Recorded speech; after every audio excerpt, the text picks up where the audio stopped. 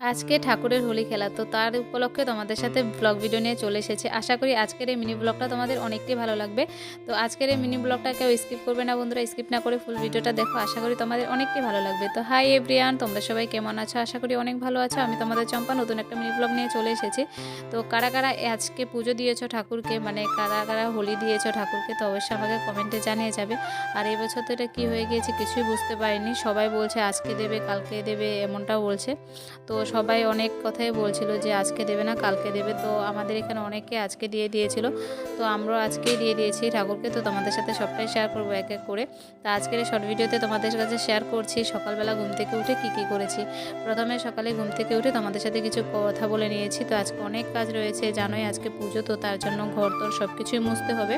তো সকালে উঠে আগে নিজের কাজগুলো করে নিয়েছি, যেমন কি বিছনা উঠানো এসব করে নিয়েছি। এখন আমি ঘরটর মুছে নিয়েছি, মুছার পরে স্নান করে চলে এসেছি। দেখতেই পারছো এখন আমি ঠাকুর পুজো দিব।